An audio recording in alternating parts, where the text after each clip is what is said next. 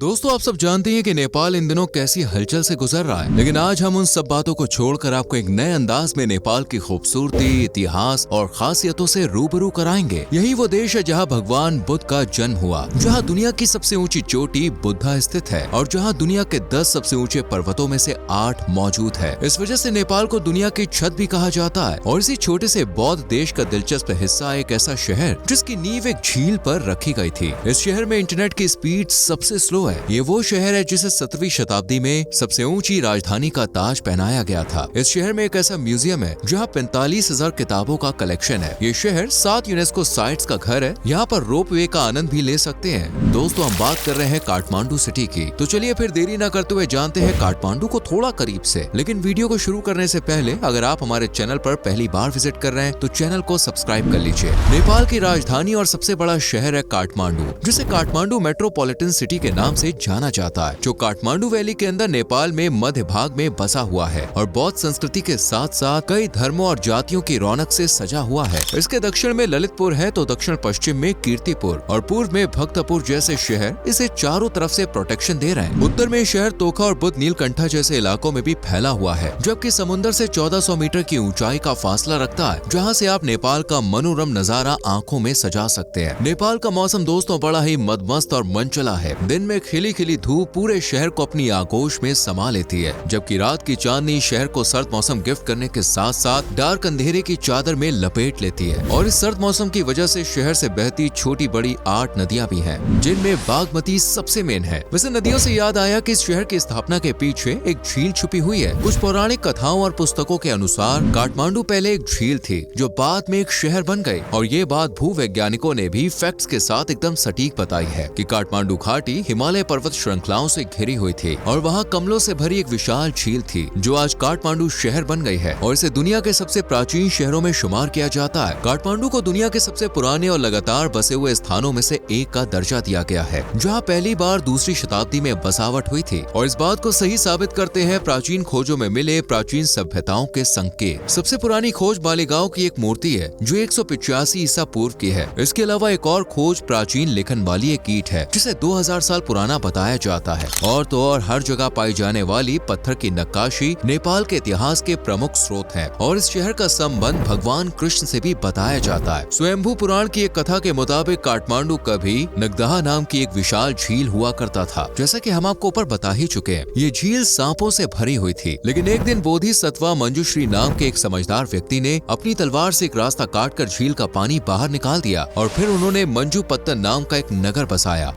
लेकिन कुछ समय बाद बारसुर नाम के एक राक्षस ने पानी की निकासी फिर से रोक दी, जिससे घाटी दोबारा झील में बदल गई। तब भगवान कृष्ण नेपाल आए और उन्होंने बारसुर को हराकर छोबर पहाड़ी को काटकर पानी को रास्ता दिया। इसलिए नेपाल बौद्ध धर्म के लोगों के साथ साथ हिंदू अनुयायियों के लिए बेहद खास है। आज ये शहर 16,72,900 से ज्यादा आबादी का घर है, जिसमें सबसे बड़ा हिस्सा सनातनियों का ही है। 81.19% के साथ हिंदू अनुयायी हिंदू धर्म को शहर का सबसे बड़ा धर्म बनाते हैं, जबकि 8.2% के साथ बुद्धिज्म यहाँ का दूसरा सबसे बड़ा धर्म है और 5.09% यहाँ इस्लाम के चाहने वाले हैं और ईसाई भी कुछ मात्रा में यहाँ ईसाईयत फैला रहे हैं। धर्मों की इस संगम नगरी में कई जातियां भी खुलकर सांस ले रही हैं, जिनमें सबसे खास और प्राचीन है नेवार समूह, जिन्हें काठमांडू का वंशज भी बताया जाता है, जिन्होंने काठमांडू को इंसानी बस्तियों से गुलजार किया और बीते कई दशकों से नेवार जाति यहाँ पर रह रही है। नेवार के अलावा क्षेत्री, मगर, थकेली जैसे कई समुदाय भी काठमांडू को अपना घर मानते हैं। इसलिए यहाँ पर विविध धर्मों और जातियों का मेला लगा रहता है, जिसके चलते साल भर में 50 से ज्यादा त्योहार और उत्सवों की रौनक सजी रहती है। और इनमें सबसे खास है त्योहार, जो हूबहू दीपावली की तरह मनाया जाता है। मंदिरों से लेकर घरों तक में दीपक जलाए जाते हैं, मिठाइयाँ खाई और खिलाई जाती है। इसके बाद सबसे दिलचस्प त्योहार है इंद्र जात्रा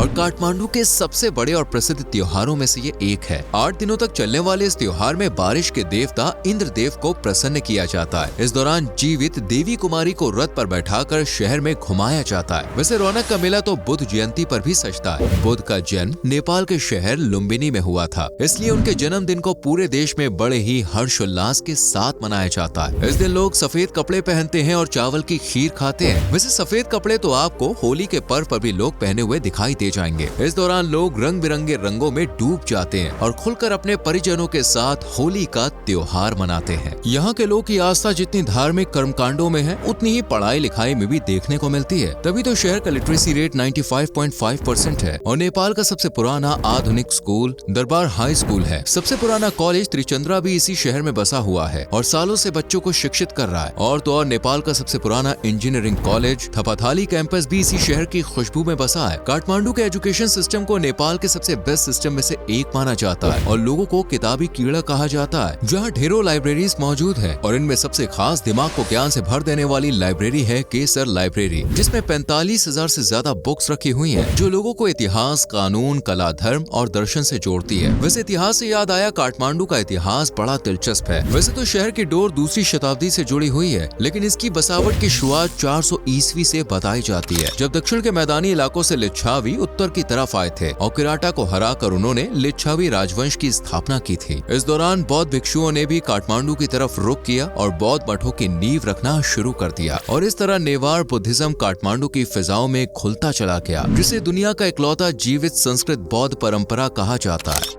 इसके बाद शहर पर मल्ला डायनेस्टी ने कब्जा कर लिया, जबकि 1768 में गोरखा किंगडम ने मल साम्राज्य को हराकर काठमांडू को अपनी मुट्ठी में ले लिया और यहीं से शहर की सूरत बदलती चली गई। काठमांडू को गोरखा साम्राज्य की राजधानी बनाया गया और ऊंची ऊंची इमारतों से शहर को सजाना शुरू कर दिया। काठमांडू आज उन शहरों में शुमार होता है जिसने कभी विदेशी ताकतों की गुलामी नहीं सही और न विदेशी ताकतों को यहाँ बसने का कोई मौका दिया। तभी तो आज शहर खुशियों में सराबोर है, जिसकी एक अच्छी वजह अच्छी इनकम भी है, जिसका मुख्य पिलर है टूरिज्म इंडस्ट्री। हर साल लाखों की संख्या में सैलानी काठमांडू का दौरा करने आते हैं और शहर की इकोनॉमी में एक बड़ा बूस्ट लाने की वजह बनते हैं। टूरिज्म के अलावा शहर की इनकम एग्रीकल्चर पर भी बेस्ड है। Cotton, sugar, jute, leather, vegetable oil, tobacco और पेपर जैसी चीजें बड़े पैमाने पर उगाई और बेची जाती हैं, जिनसे काठमांडू के अनेकों घरों का चूल्हा चलता है। हालांकि काठमांडू ज्यादा रईस शहरों में तो शुमार नहीं है, लेकिन अब फिर भी लोग यहाँ कम इनकम में भी खुश रहने की कला बखूबी जानते हैं। तभी तो काठमांडू को हंसता खेलता शहर भी कहा जाता है, जबकि यहाँ के लोगों को रोमांस किंग का दर्जा दिया गया है। दरअसल यहाँ के लोग ज्यादातर इमरान हाशमी टाइप के होते हैं, मतलब भाई थोड़े रोमांटिक, जिन्हें अपने पार्टनर के साथ हसीन लम्हे और सुनहरी यादें सजाने का बड़ा शौक होता है और साथ ही रोमांटिक फिल्में देखना भाई इनकी हॉबी है। फिल्मों के प्रति इसी दीवानगी के चलते काठमांडू को नेपाली सिनेमा और थिएटर्स का घर भी कहा जाता है। यहाँ के थिएटर्स में आपको सिर्फ नेपाली फिल्मों का मजा नहीं मिलेगा, बल्कि आप यहाँ बॉलीवुड, हॉलीवुड फिल्मों को भी देख सकते हैं। इसलिए 2023 में काठमांडू को UNESCO creativity city of film के टाइटल से भी नवाजा गया था। काठमांडू घाटी के नेवार सिटी को आज कला और मूर्तियों का एक विशाल भंडार कहा जाता है, जो लकड़ी, पत्थर, धातु और टेराकोटा से बनी हुई है। यहाँ पे आप गली मोहल्लों से लेकर आंगन तक में नेवार की कलाकृतियों का मनोरम दृश्य देख सकते हैं, जिनमें ज्यादातर कलाकृतियाँ देवी देवताओं के रूप में बनाई गई हैं। पारंपरिक कलाकृतियों की तरह ये शहर लोकप्रिय संगीत का घर भी है।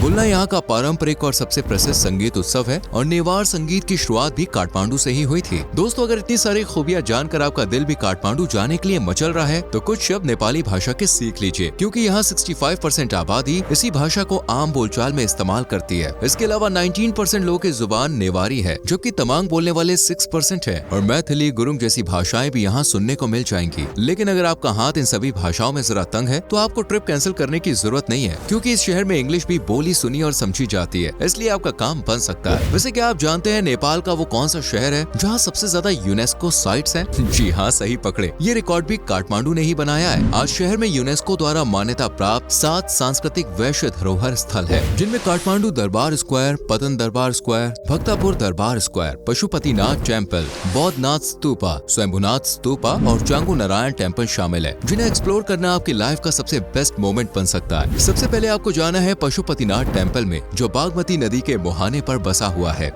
इसे नेपाल का सबसे पवित्र और प्राचीन हिंदू मंदिर बताया जाता है। इसके बाद आप जा सकते हैं कोपन मोनेस्ट्री, जो भीड़ भाड़ से दूर पहाड़ की चोटी पर बसी एक बेहद शांत जगह है, जो तिब्बती संस्कृति की सुगंध से महक रही है। यहाँ आप ध्यान कर सकते हैं, तिब्बती संस्कृति को करीब से जान सकते हैं, इसलिए शांति पाने के लिए यहाँ कई लोग आते हैं। लेकिन अगर शांति से ऊब चुके हैं और कुछ लोग की भीड़ में जाकर मौज मस्ती करना चाहते हैं तो आपको बसंतपुर डबाली जाना होगा, जो एक खुला सा एरिया या बाजार है और शॉपिंग के लिए बेस्ट जगहों में से एक है। यहाँ पे आप सस्ते से सस्ता सामान अच्छी क्वालिटी में खरीद सकते हैं। लेकिन अगर कुछ एडवेंचर एक्टिविटी का सपना सजा कर आए तो हाजिर है आपके लिए चंद्रगिरी पहाड़ियाँ, जहाँ रोपवे या केबल कार का लुत्फ उठाया जा सकता है। 2551 मीटर की ऊंचाई पर मौजूद केबल कार का ये सफर आपको एक अनोखी फीलिंग से भर देगा। वैसे ये अद्भुत फीलिंग तो आपको बुद्ध नीलकंठ को देखकर भी आएगी, जहाँ भगवान विष्णु सांप के ऊपर शयन या आराम कर रहे हैं। ऐसी तमाम जगहों पर घूमने के साथ आप यहाँ का लजीज खाना भी चख सकते हैं, जिनमें भाप से पके हुए मोमोज, दाल भात तरकारी, दाल चावल, सब्जियों से बना नेपाल का राष्ट्रीय व्यंजन चटामरी, चावल के आटे से बना क्रेप जिसे नेपाली पिज्जा भी कहा जाता है, जुजुधाओ, थुक्पा जैसी तमाम डिशेस आपको एक अलग जायका देंगी। तो देर किस बात की, बैग पैक करके निकल जाइए काठमांडू के सफर पर। वैसे आपको काठमांडू की ये डिजिटल सैर कैसी लगी हमें कमेंट में जरूर बताएं। वीडियो को लाइक और शेयर करके चैनल को सब्सक्राइब करें और बेल आइकॉन प्रेस करें, जिससे आने वाली वीडियोस आपसे मिस ना हो। मिलते हैं अगली वीडियो में। Till then bye bye, take care.